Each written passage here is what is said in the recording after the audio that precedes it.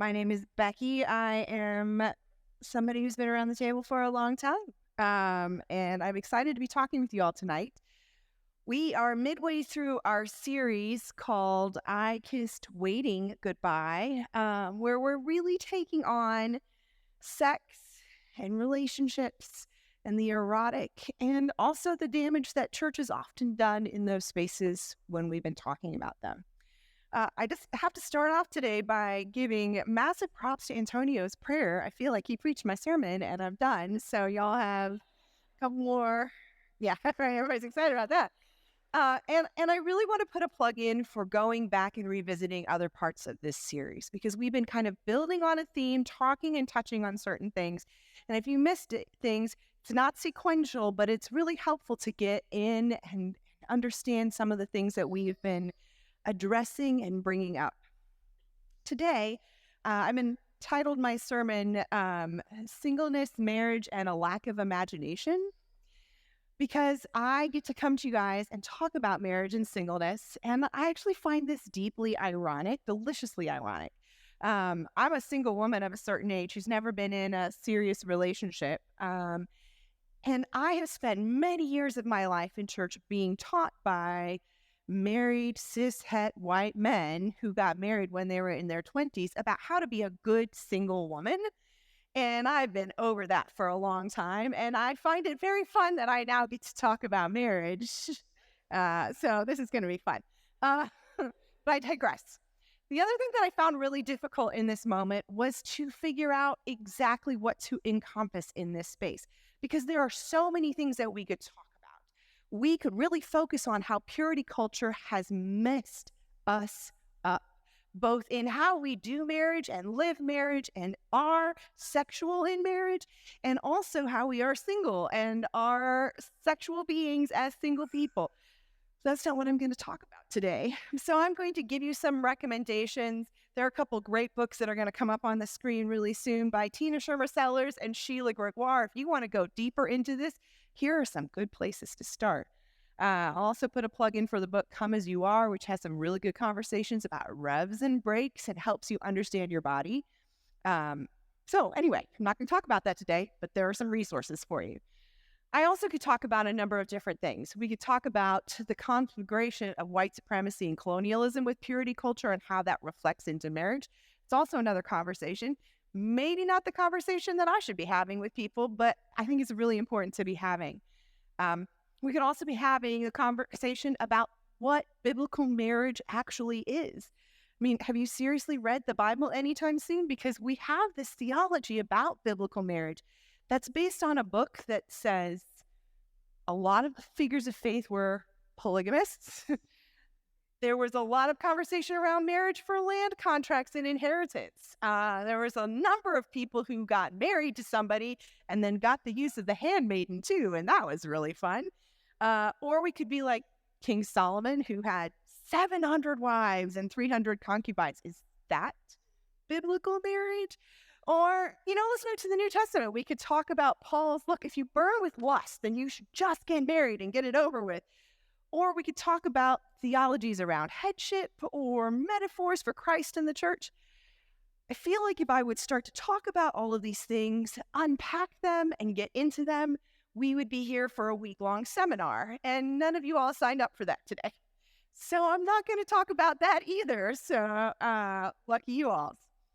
I'm going to instead talk about more of a framework about how we perceive God and how that influences how we see marriage and singleness.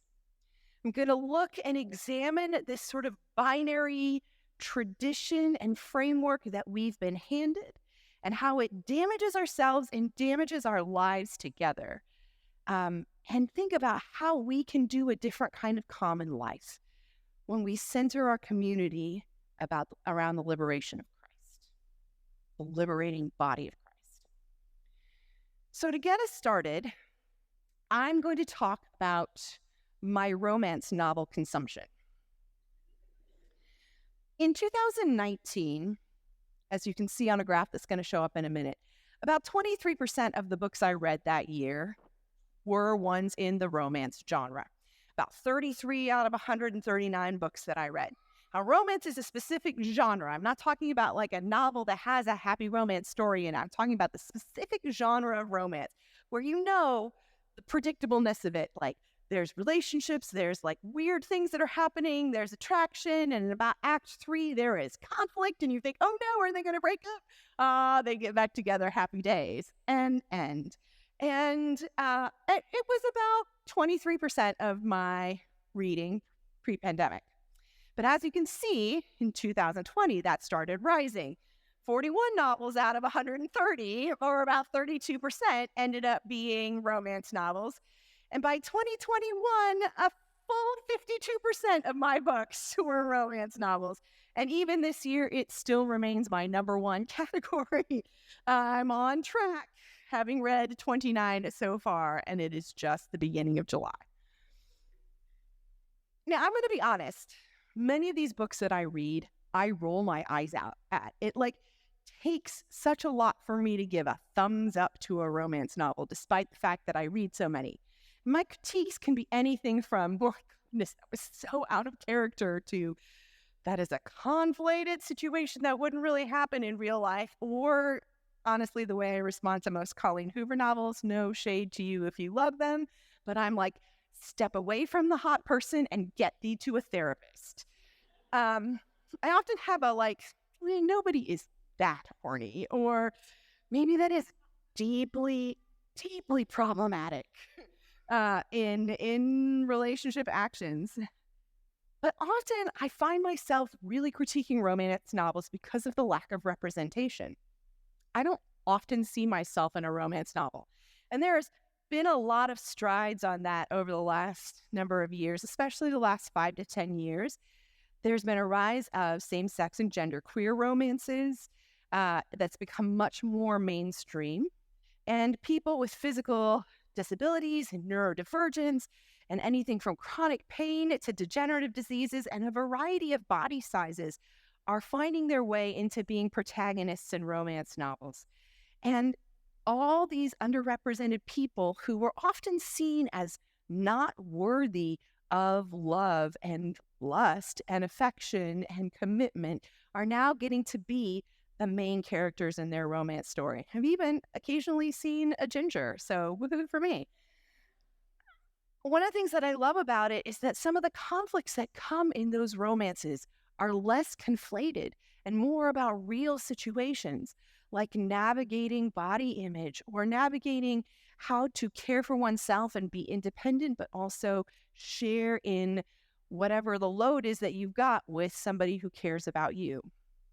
And recently I've been reading a number of books by an author named Chloe Lise, who also herself is neurodivergent, and she works really hard to put representation in her novels. And I read this quote that, like, I have not felt so seen by a romance novel until I read this.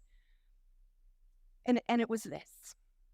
The protagonist said, I guess when I'm misunderstood or lonely, I remember that at least I am true to who I am, and I know who that is. That, to me, is being free. That I am non-negotiable. I am myself. Sometimes I just wish that identity had a place among others. I feel that in all kinds of ways. But in a real way, I feel that in church. Now, I'm going to frame that in my world so you kind of understand it a little bit better and don't get too worried about me. But while I did not grow up with like hardcore purity culture, like you don't kiss anybody until you marry them, some of that, I did grow up in church movements that centered the idea that sex was for marriage, for your one. And I was deeply entrenched in this belief that God would bring around my perfect spouse if I just focused on my relationship with God. It was immersed in a church that was predominantly families.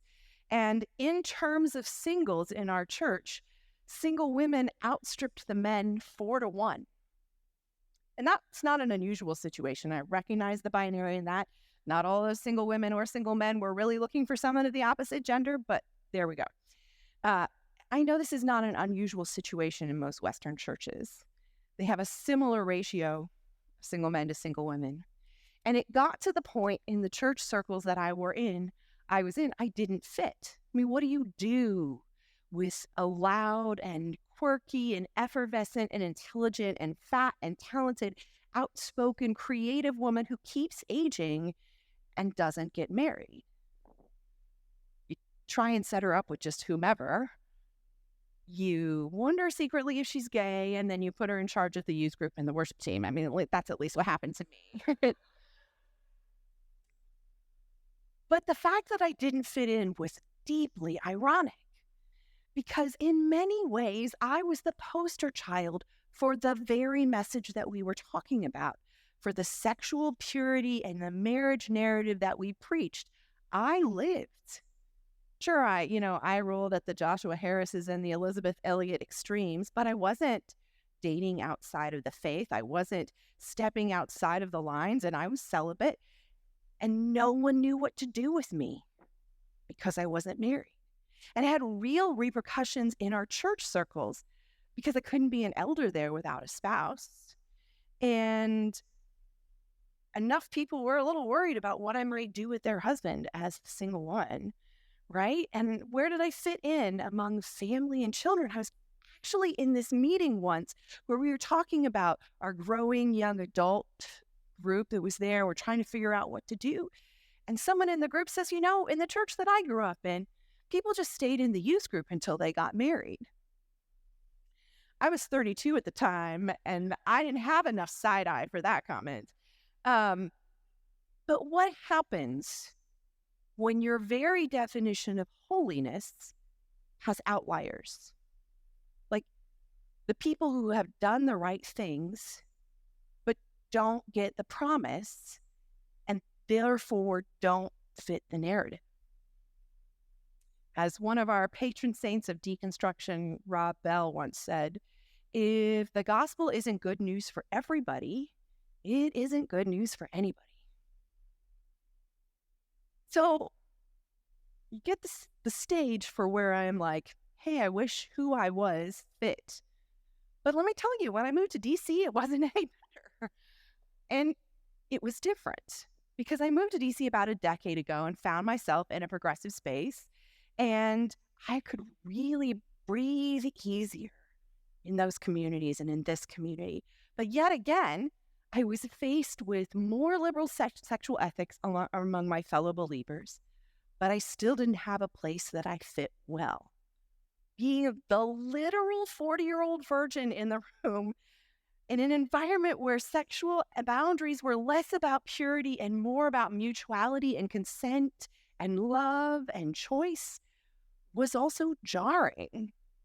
And what I owe the queer community here with the utmost gratitude is that you all gave me the tools to begin to confront what I suppose many of us had assumed were the holy and godly ideals of seeing ourselves within the binary of singleness and marriage.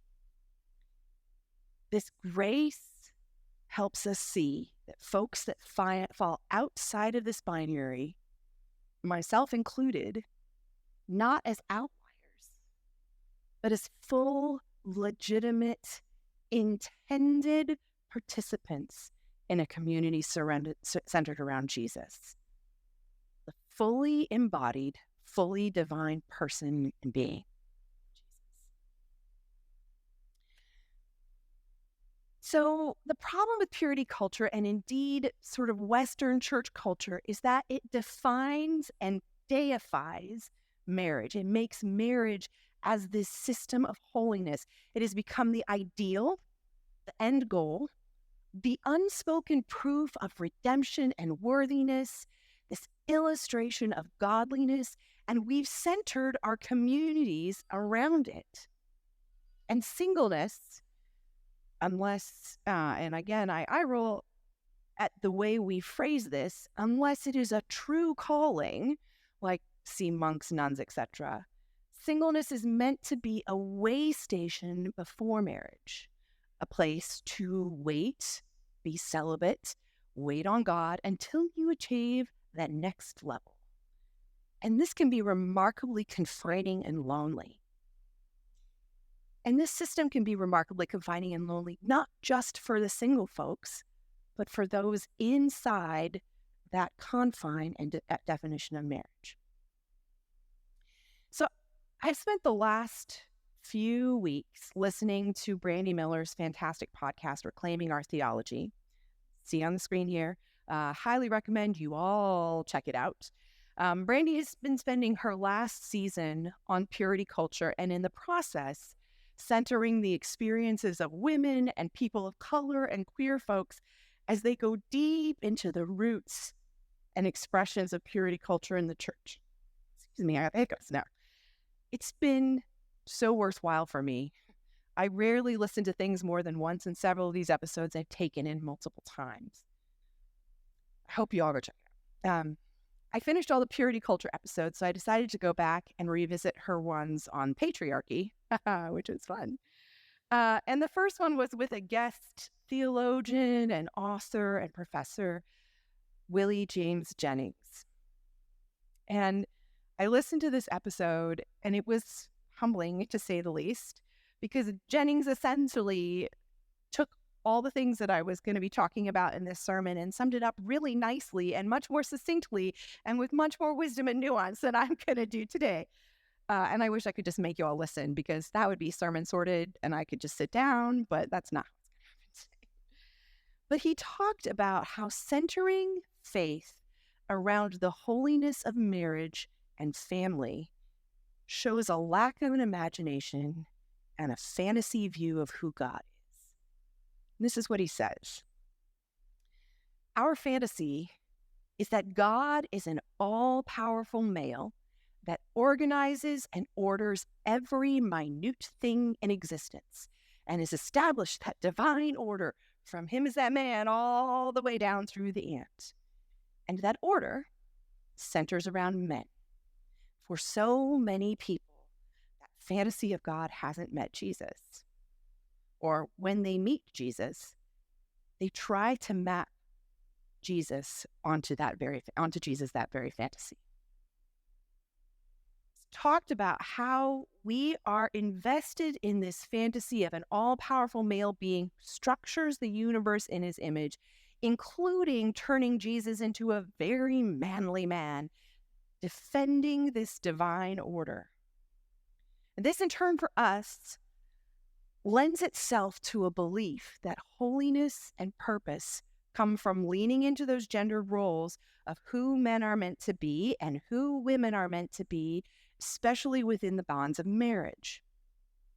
Jennings goes on to make the case that in the person of Jesus, folks were confronted with a bigger picture of who God really is, and to see that the Spirit was leading in a different way, away from that fantasy and towards a freedom and the tearing down of power structures and systems of oppression.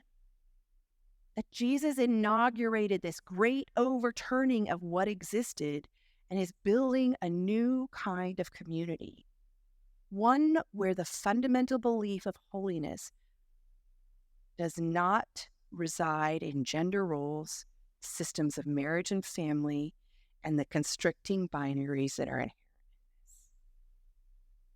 So let's take a minute to visit a scripture and see that in action.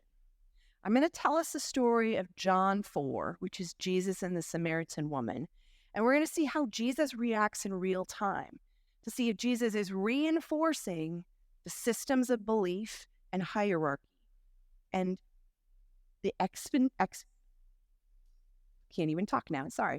the expectation of conformity, or if he's tearing things down and moving towards liberation. So Jesus and his disciples were going from where the Pharisees were really getting mad with Jesus, to go back to Galilee. And to get there, they went through this area called Samaria. And Samaria is right next to Israel. And the reason that there's some issues there is because a long time ago, they had a big theological dispute about location and geography and the promises of God. and they separate it out. And pretty much the Jews think the Samaritans are like the hot mess, not okay. We are not going to talk to them, step cousins of the faith. That's my characterization.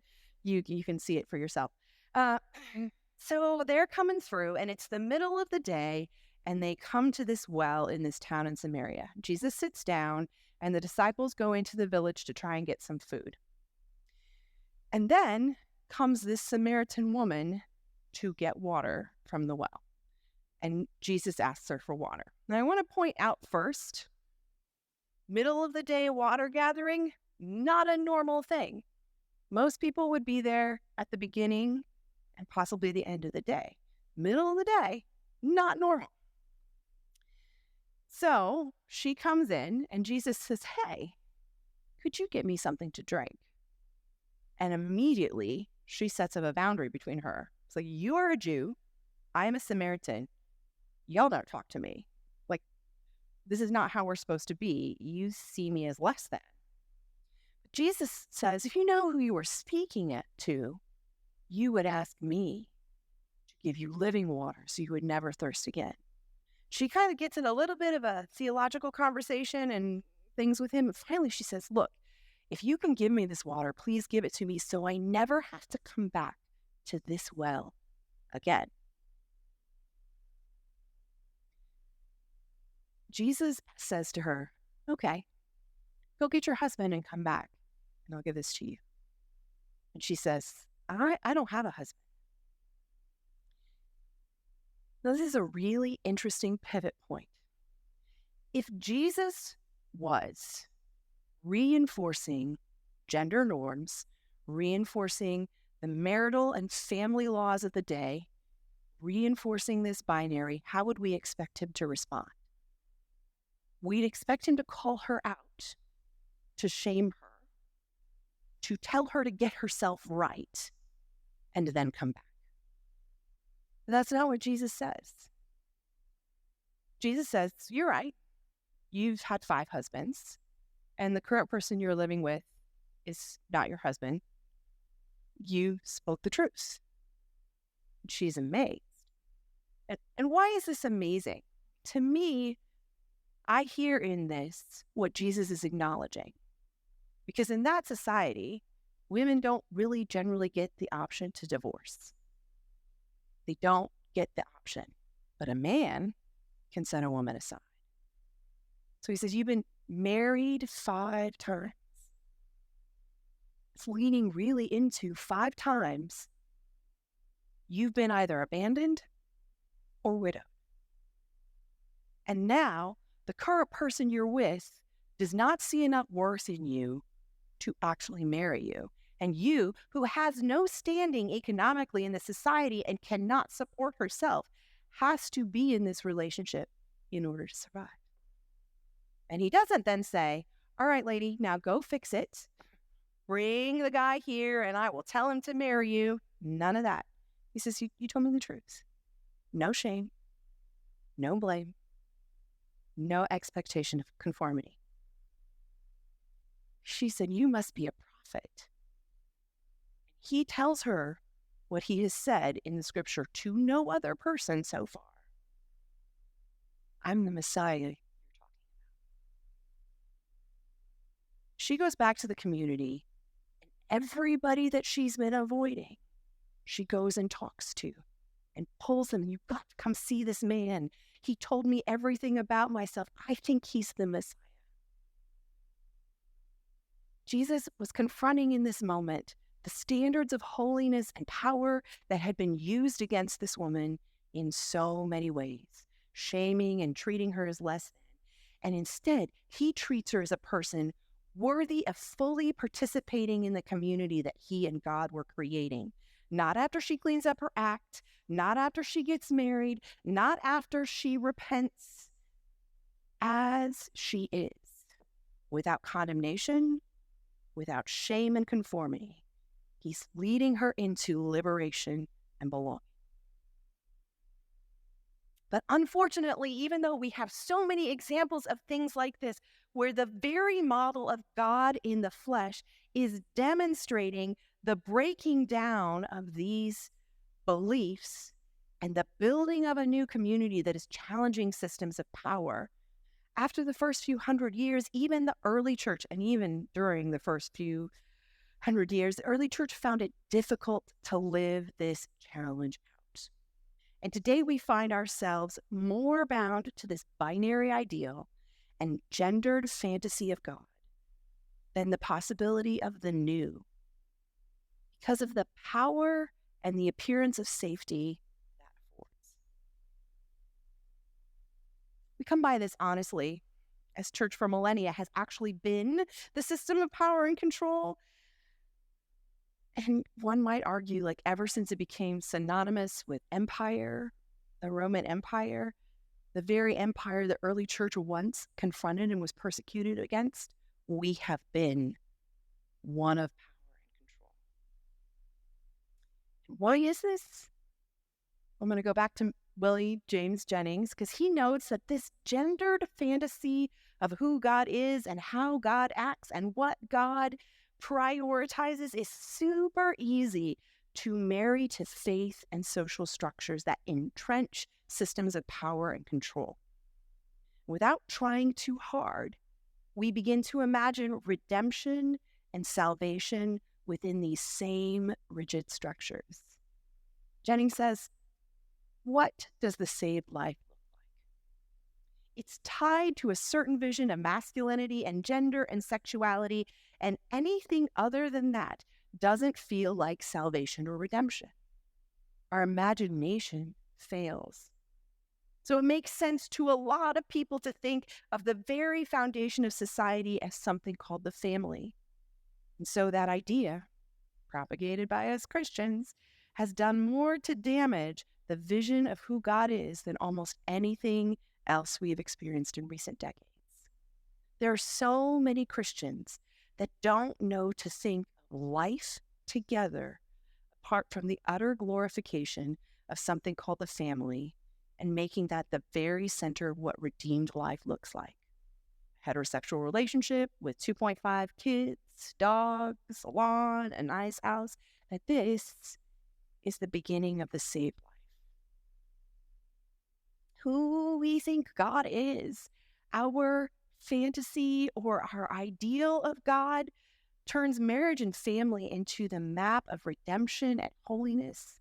And this is not healthy for any of us, married or not.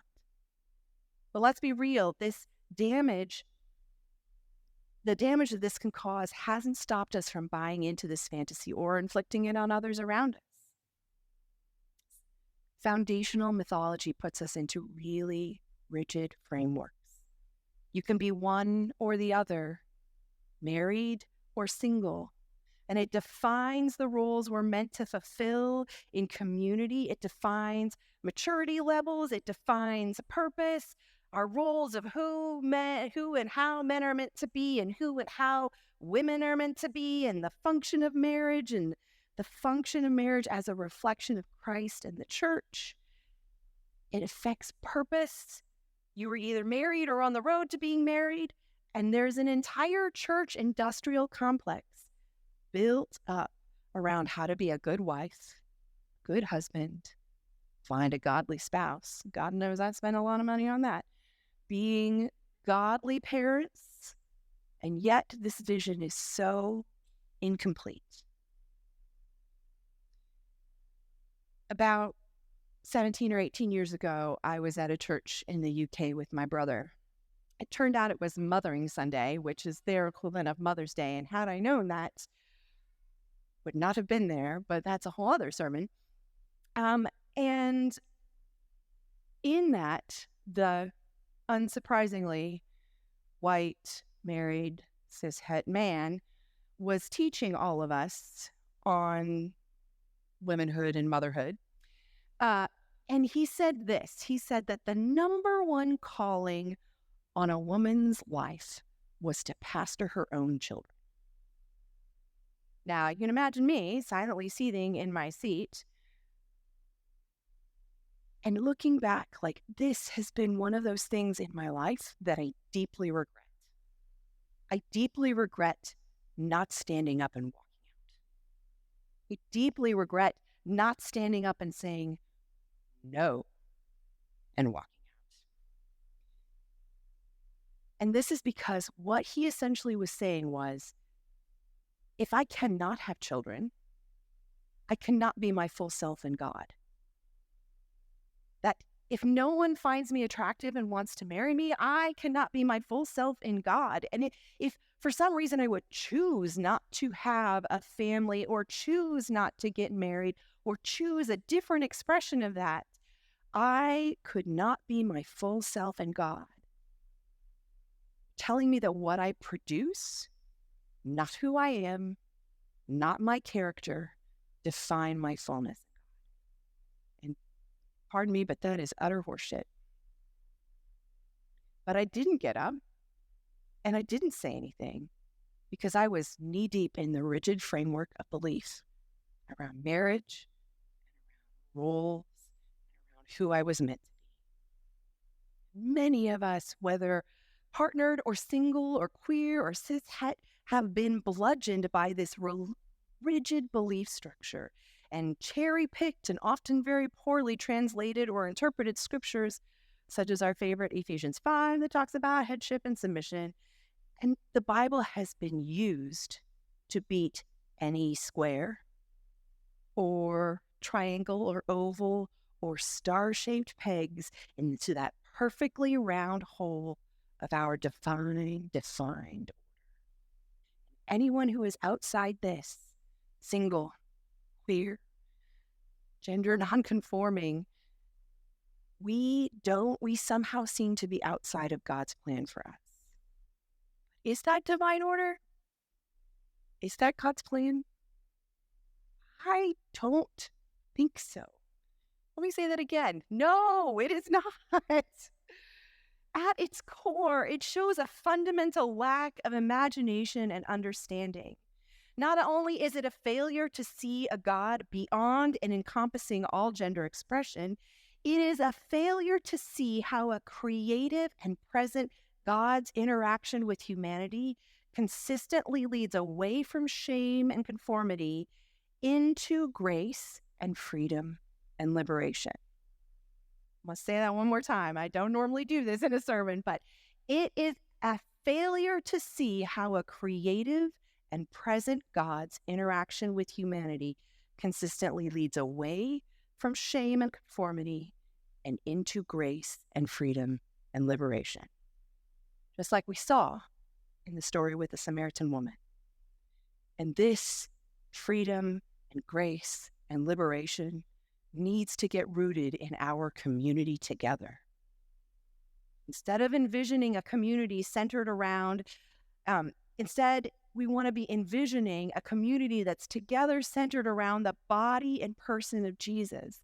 But often modern church is structured around families and how to support families, often to the sometimes intentional and sometimes inadvertent exclusion of me and people like me.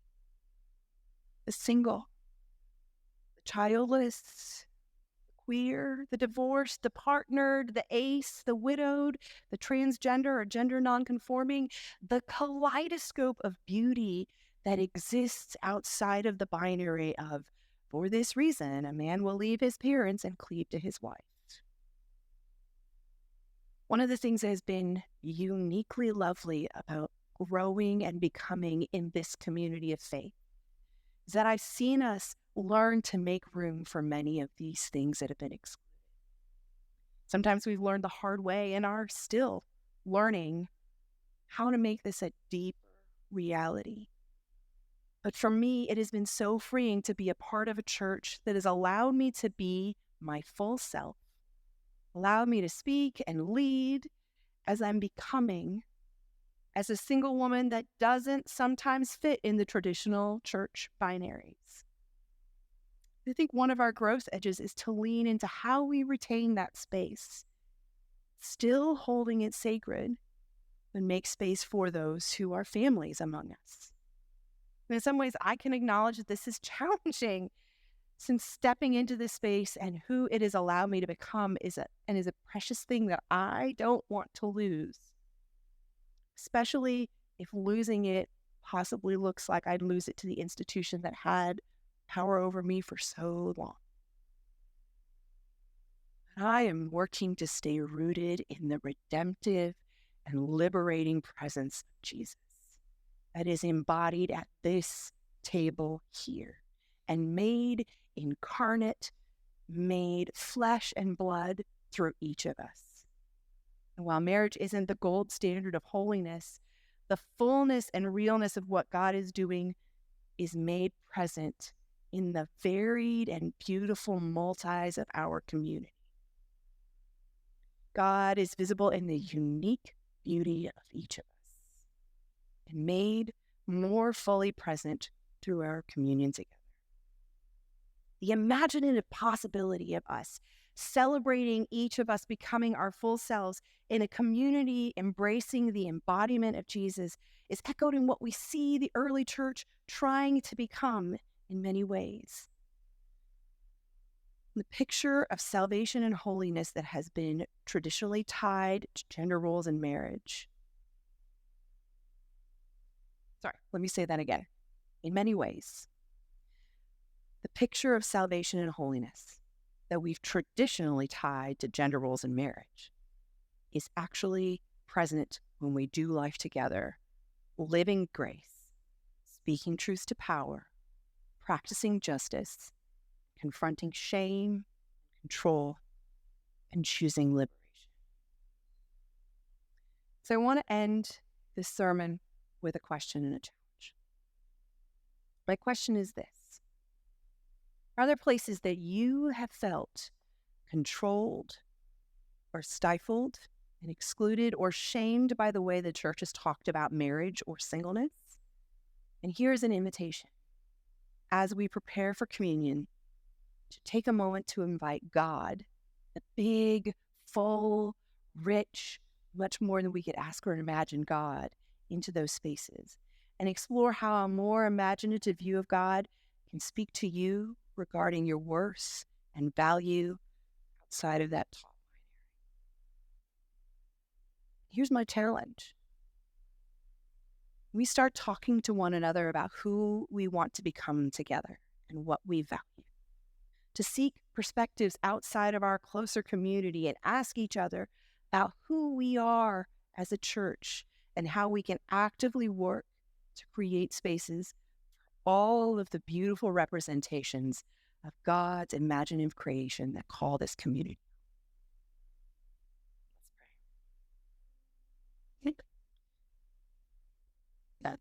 God, as we come to this table, remind us again of the work that your Son, who is the embodiment of you, did to blow open the doors and change the minds and confront the status quo. Let this time lead us fuller into who you have called us to be, a fuller version of ourselves, a fuller version of a community that reflects you in every way you look. We are your kaleidoscope.